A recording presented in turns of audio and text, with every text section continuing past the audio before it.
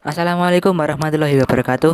Halo teman-teman, saya berdiri di sini mewakili anak-anak Indonesia yang cemas dengan keadaan Indonesia saat ini. Saya hanyalah salah satu dari anak-anak Indonesia yang telah sekian lama belajar di rumah karena pandemi COVID-19. Jujur, saya sangat tidak suka sekali belajar di rumah. Tetapi, kami hanya anak-anak yang hanya bisa menuruti perintah orang tua dan peraturan pemerintah tanpa bisa menyatakan protes apapun. Sudah 1 tahun lebih ini, virus corona menghantui kita semua. Tidak hanya Indonesia, tetapi seluruh tempat di dunia ini.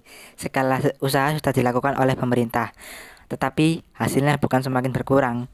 Hal ini menimbulkan keresahan setiap warga Indonesia. Saya berdiri di sini karena lelah belajar di rumah. Saya berdiri di sini karena cemas setiap hari keluar rumah. Saya harus berhati-hati ketika berada di tempat yang ramai.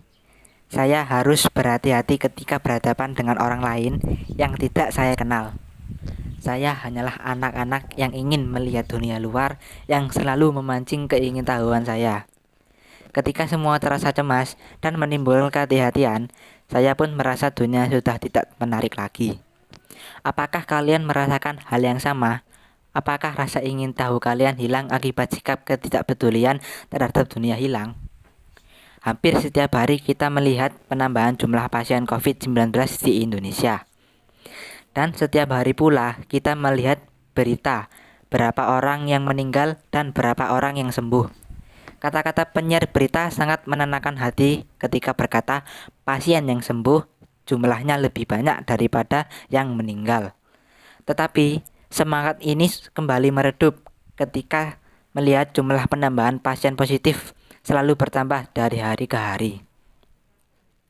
Jika kalian paham bagaimana rasanya, cobalah untuk mematuhi aturan. Apa sih susahnya menjaga diri sendiri? Kita adalah makhluk sosial yang tidak bisa hidup sendiri tanpa bantuan dari siapapun. Kita adalah makhluk-makhluk yang butuh bersosialisasi dengan sesama untuk berbagi harapan dan doa. Saya adalah salah satu makhluk sosial yang juga butuh bertemu dengan teman-teman, butuh bertemu guru agar bisa menanyakan pelajaran yang membingungkan dan tidak seperti orang yang hidup di gurun tanpa kompas. Tetapi bagaimana saya dapat menemukan kompas tersebut jika melihat orang-orang tidak mengenakan masker berjalan-jalan di tempat umum? Bagaimana saya bisa merasakan tenang ketika melihat orang-orang remeh mencuci tangan? Tak jenuh pemerintah mengingatkan cucilah tanganmu, kenakan masker, hindari kerumunan, dan keluar rumah seperlunya.